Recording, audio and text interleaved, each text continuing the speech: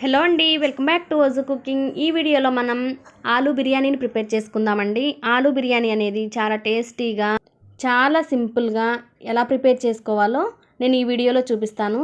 మనం రైస్ పక్కన ఉడకపెట్టి కలపడం, లేదంటే కనుక కర్రీని కూడా పక్కన ప్రిపేర్ చేసుకుని ఈ రెండు కలిపి దమ్ పెట్టి ఇవన్నీ లేకుండా చక్కగా డైరెక్ట్గా మనం ఈ పులావ్ని అయితే ప్రిపేర్ చేసుకోవచ్చండి. దీనికోసం బేబీ ఆలూస్ దొరికితే బేబీ ఆలూస్ని తీసుకోవచ్చు. బేబీ ఆలూస్ లేకపోతే కనుక నార్మల్ ఆలూ అయినా తీసుకుని మనం 4 ముక్కలుగా కట్ చేసుకోవాలండి. దీనికోసం ఒక గ్లాస్ బాస్మతి రైస్ తీసుకున్నాను నేనైతే. ఈ బాస్మతి రైస్ని ఒక 2 టైమ్స్ వరకు కడిగి తర్వాత ఒక 2 గ్లాసెస్ వరకు వాటర్ పోసి ఒక గంట సేపు నానబెట్టానండి. ఇప్పుడు ఆలూని తీసుకుని ఆలూ పైన ఉన్న స్కిన్ అంతా తీసేయాలి. బేబీ ఆలూ అయితే చాలా స్మూత్గా ఉంటుంది, ఎక్కువ స్కిన్ తీపినా పర్లేదు. ఇలా స్కిన్ తీసేసి ఈ ఆలూస్ని వాటర్లో వేసుకోవాలండి, లేదంటే కలర్ చేంజ్ వస్తుంది ఆలూ అనేది.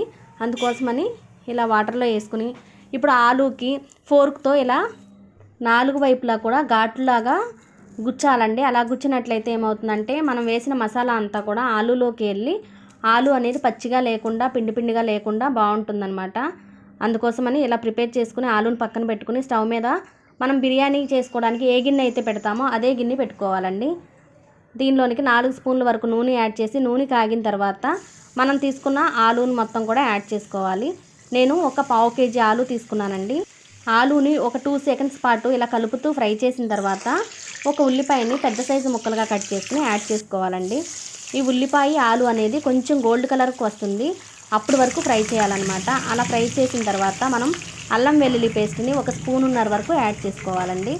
ఇలా స్పూనున్నర అల్లం వెల్లుల్లి పేస్ట్ని యాడ్ చేసుకుని ఒక 2 పచ్చిమిరపకాయలని పొడవు ముక్కలుగా కట్ చేసి యాడ్ చేసుకుంటే మనకి స్పైసీ అనేది బాగా వస్తుందన్నమాట. ఇప్పుడు కొంచెం కొత్తిమీరని మరాఠీ మొగ్గ ఒక్కటి తప్ప మిగతా బిర్యానీ మసాలా అంతా కూడా మనం తీసుకున్న క్వాంటిటీని బట్టి యాడ్ చేసుకుంటే సరిపోతుందండి.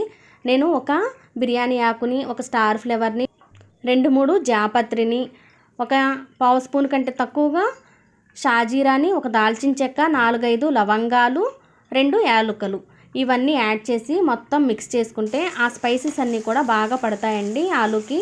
ఇప్పుడు కొంచెం పుదీనాను కూడా యాడ్ చేసుకోవాలి. ఇప్పుడు ఈ ఫ్లేవర్స్ అన్నీ బాగా మన ఆలూకి పట్టే విధంగా ఫ్రై చేసుకోవాలండి. దీనిలోనికి 1 స్పూనున్నర వరకు ఉప్పును కూడా యాడ్ చేసుకోవాలి. ఇలా ఉప్పు వేసిన తర్వాత ఒకసారి మిక్స్ చేసుకోవాలి, అప్పుడు ఇంకా మంచి గోల్డ్ కలర్కి వస్తాయి. ఇలా ఫ్రై అయిన తర్వాత ఒక 1/2 స్పూన్ వరకు పసుపుని, ఒక 1/2 స్పూన్ వరకు కారంని యాడ్ చేసుకోవాలి. ఇలా పసుపు కారం వేసి చక్కగా మిక్స్ చేసుకుంటే మంచి కలర్ఫుల్గా ఆలూ అనేవి ఉంటాయండి. ఇప్పుడు ఇలా కొంచెం ఒక 2 మినిట్స్ పాటు ఫ్రై అయిన తర్వాత మనం పెరుగుని యాడ్ చేయాలండి. ఈ పెరుగు అనేది చాలా ఫ్రెష్ పెరుగు అయి ఉండాలి, అప్పుడే టేస్ట్ చాలా బాగుంటుందండి.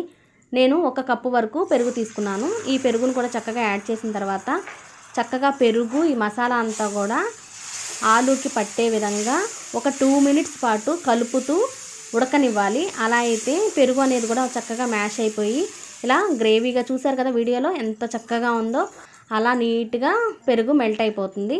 ఇప్పుడు దీనిలోనికి పచ్చి బఠానీ ఉంటే యాడ్ చేసుకోవచ్చు, లేదంటే స్కిప్ చేసేయచ్చు. నేను నానబెట్టి పక్కకు పెట్టుకున్నాం కదా, ఆ బియ్యంని కూడా యాడ్ చేస్తున్నానండి.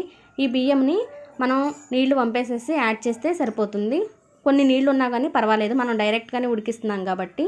ఇలా బియ్యం కూడా యాడ్ చేసిన తర్వాత ఈ ఆయిల్లో, ఈ మసాలాలో బియ్యం అనేవి మిక్స్ చేసుకుంటూ ఒక 2 సెకండ్స్ పాటు ఫ్రై అవనివ్వాలి. ఇలా బియ్యం ఫ్రై అయిన తర్వాత మనం ఏ గ్లాస్తో అయితే బియ్యం తీసుకున్నామో అదే గ్లాస్తో 1 గ్లాసున్నర వరకు వాటర్ని యాడ్ చేసుకోవాలండి. లేదంటే బాగా నానకపోతే కనుక బియ్యం అనేది 2 గ్లాసుల వరకు కూడా యాడ్ చేసుకోవచ్చు. ఇప్పుడు మూత పెట్టేసి చక్కగా వాటర్ అంతా ఎగిరిపోయే వరకు ఉడకనివ్వాలి హై ఫ్లేమ్లో. వాటర్ ఇలా ఎగిరిపోయే స్టేజ్లో మూత ఓపెన్ చేసి ఒక్కసారి మొత్తం మిక్స్ చేసుకోవాలండి. ఇలా మిక్స్ చేసుకున్న తర్వాత మనం కొంచెం నెయ్యిని కూడా యాడ్ చేసుకోవాలి. నెయ్యి ఇష్టం ఉంటే యాడ్ చేసుకోవచ్చు, లేదంటే కనుక స్కిప్ చేసేయచ్చు.